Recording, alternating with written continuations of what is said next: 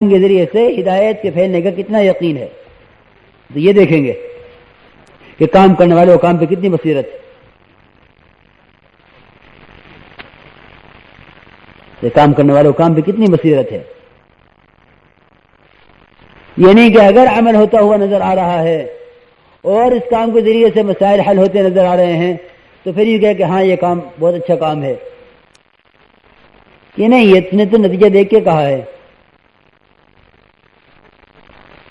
ایسے بھی انبیاء ہوں گے قیامت میں جن کے ساتھ ایک یا دو ان کے اتباع کرنے والے، اور ایسے بھی نبی ہوں گے جن کے ساتھ کوئی نہیں ہوگا کہ انہوں نے اپنی قوم میں محنت کی اور کسی نے بات نہ سنی۔ کیا وہ یہ کہا جائے گا کہ یہ نبی بصیرت پر نہیں تھے؟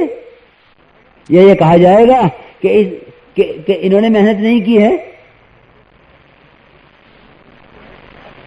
یہ اپنی محنت میں 100% کامیاب کہلائے جائیں گے اور یہ اپنی محنت میں 100% بصیرت پر کہلائے جائیں گے۔ تو یہ کہیں کہ کام کرنے والوں کو کام پر استقامت اس کام کے ذریعے سے مسائل کے حل کے یقین کے بقدر ہوگی۔ جتنا کام کے ذریعے مسائل کا حل کا یقین ہوگا اتنی کام پر استقامت ہوگی، اور اگر کام کے ذریعے سے مسائل کے حل کا یقین نہیں ہے تو اس کا مطلب یہ ہے کہ کام پر بصیرت نہیں ہے، اور کام پر بصیرت نہ ہونے کی وجہ یہ ہے کہ ہم اس کام کو نبیوں والا کام نہ سمجھیں۔ بڑے بڑے اشکال کھڑے ہوتے ہیں لوگوں کو، اگر یہ کہہ دو کہ کام علیہ السلام والا کام ہے تو اشکال کھڑا ہو جاتا ہے۔ اور اشکال بتا دوں کیا ہے کہ یوں کہتے ہیں کہ میاں نبیوں نے تو غیروں میں کام کیا تھا۔ ہاں، عام طور سے کام کرنے والوں میں یہ بات چل رہی ہے کہ میاں کیسے کہیں یہ نبی والا کام ہے۔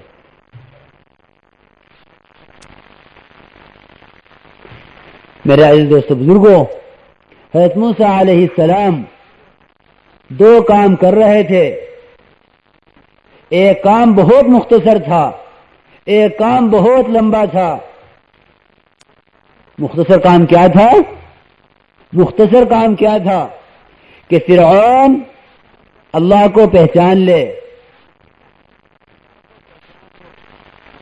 اور لمبا کام کیا تھا کہ بنی اسرائیل ایمان پر، اعمال پر، کلمے پر، نماز پر، توکل پر اور صبر پر، اور فرعون کی طرف سے جو مصائب آ رہے ہیں اس پر جمنے پر، اللہ کے خزانوں سے لینے پر، اس پر بنی اسرائیل آ جاویں۔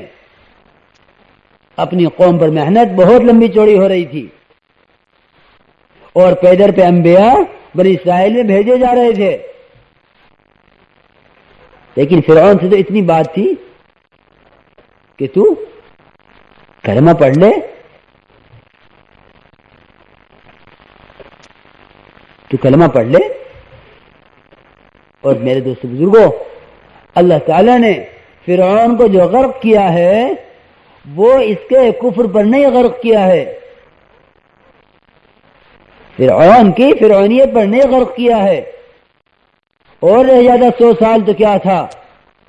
اس کو جو غرق کیا ہے وہ بنی اسرائیل کے صبر پر، توکل پر، اللہ کی ذات پر اعتماد پر، اللہ کی ذات سے ہونے پر، اس پر جو موسیٰ علیہ السلام اپنی قوم پر محنت کر رہے تھے، اور ان کی محنت پر، یہ ان کے تمام مصائب پر صبر کر رہی تھی، اللہ نے اس کے بدلے میں اس کو غرق کیا ہے۔ اللہ تعالیٰ نے اس پر نہیں کیا کہ فرعون کو اس کی فرعونیت کی وجہ سے غرق کیا ہو۔ باطل کو باطل کی وجہ سے نہیں اللہ تعالیٰ نہیں توڑتے، بلکہ باطل کو حق کی وجہ سے توڑتے ہیں۔ باطل کو حق سے توڑتے ہیں۔ سمجھ آ رہی بات؟ اس لیے اصل جو محنت میرے دوستوں بزرگوں ہے وہ یہ کہ مسلمان بن جاوے، اس لیے کہ اسلام نظر نہیں آ رہا۔ کسی نے نماز پڑھ لی، کسی نے روزہ رکھا، کسی نے حج کیا، کسی نے زکوٰۃ دی، کوئی معاملات کا صاف ہے، کسی کا معاشرہ اچھا ہے، کسی کے اخلاق درست ہیں، کسی کا گھرانہ اچھا ہے، اس سے کیا ہوتا ہے؟ مدینہ منورہ کی ایک بستی ایسی بنا کے دکھلائی تھی کہ اسلام یہاں کتابوں میں کہیں لکھا ہوا نہیں ملے گا،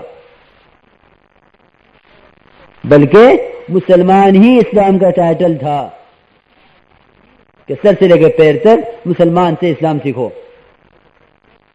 حضرت عمر رضی اللہ تعالی عنہ نے یہ قانون بنا دیا کہ جو تجارت کے احکامات سے 100% واقف نہ ہو اس کو مدینے میں تجارت کرنے کی اجازت نہیں۔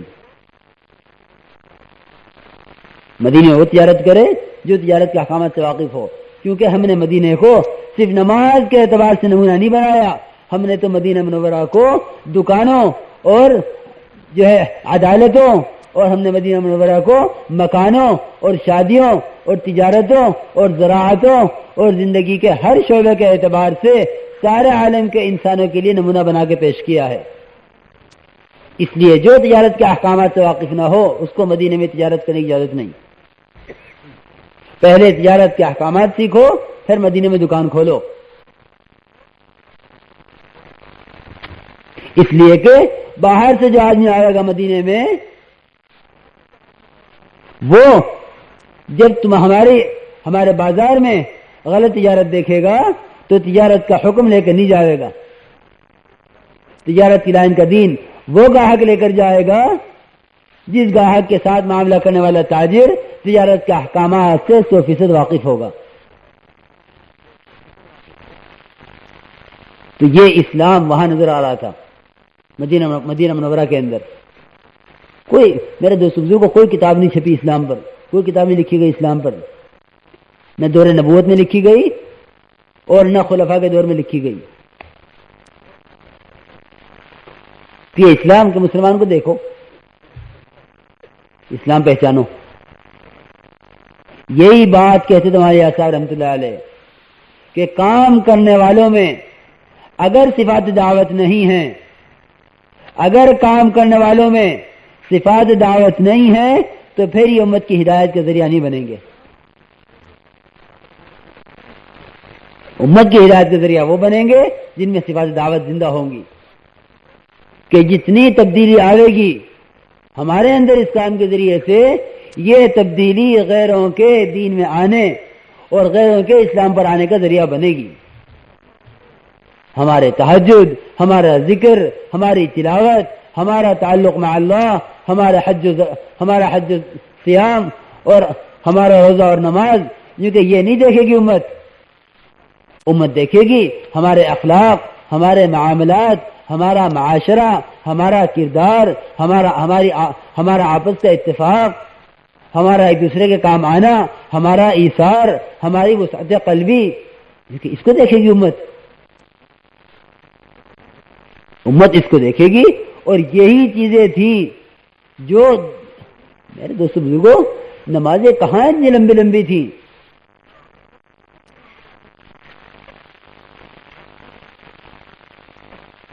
کہ جیل کے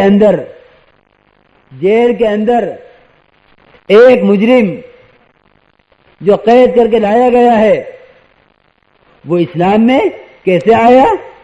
کہ یہ جو مجھے قید کر کے لایا ہے خود جو ہے کھجورے کھا رہا ہے، مجھے روٹی کھلا رہا ہے۔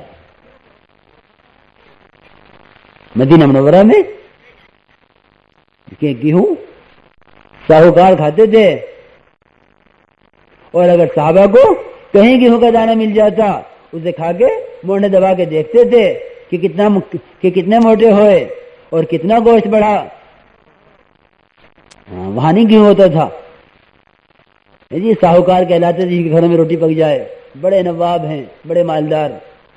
لیکن جب یہ دیکھا کہ میرے گھر میں آنے والے کا حق ہے، چاہے وہ اپنے میں سے نہیں ہے، چاہے وہ غیر ہے، چاہے وہ قید میں ہے، چاہے وہ قید کر کے لایا گیا ہے، لیکن میرے گھر میں آیا ہوا ہے، میرے لیے مناسب نہیں کہ میں اس کے ہوتے ہوئے خود میں روٹی کھاؤں اور اس کو کھجورے کھلا دوں۔ نہیں، میں کھجورے پر گزارا کر لوں گا، روٹی میرا مہمان کھا لے۔ یہ چیزیں تھی۔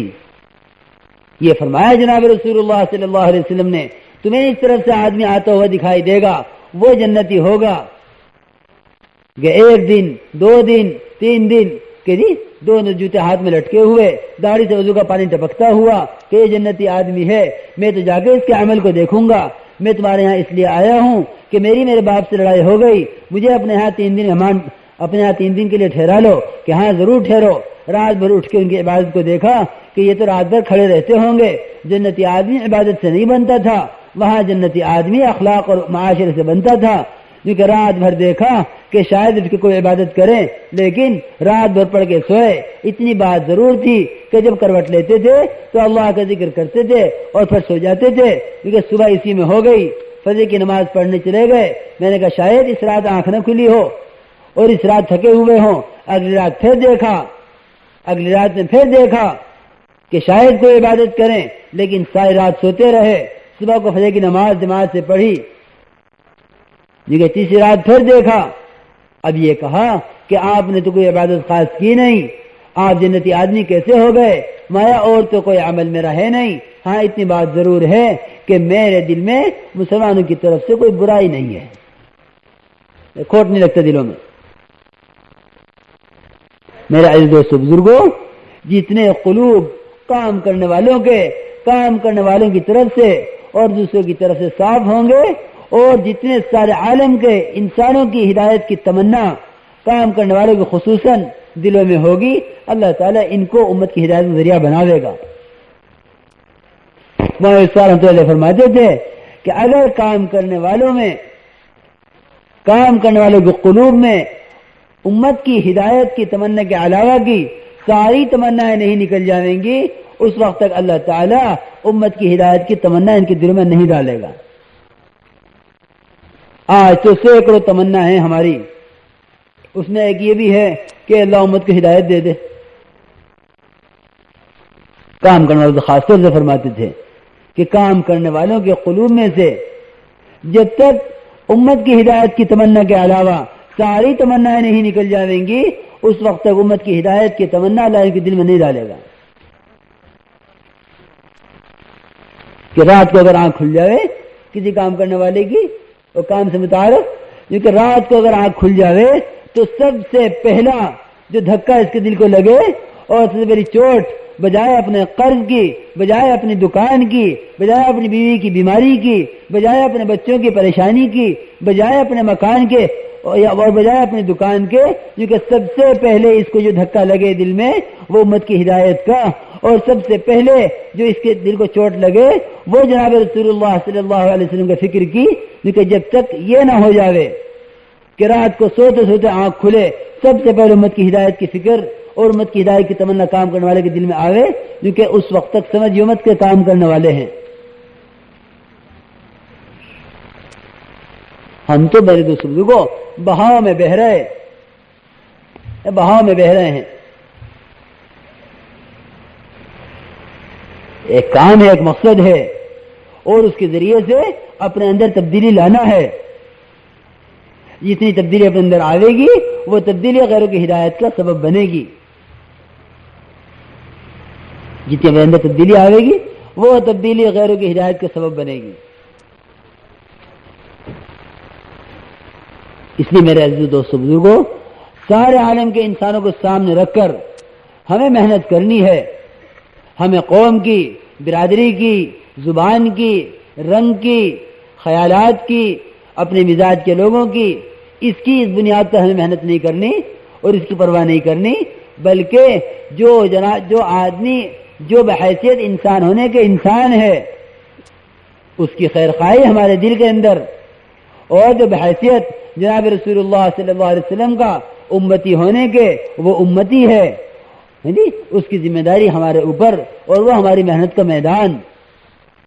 اس طرح ہمیں ایک ایک کو سامنے رکھ کر محنت کرنی ہے اور ایک ایک کو سامنے رکھ کر قدم اٹھانا ہے۔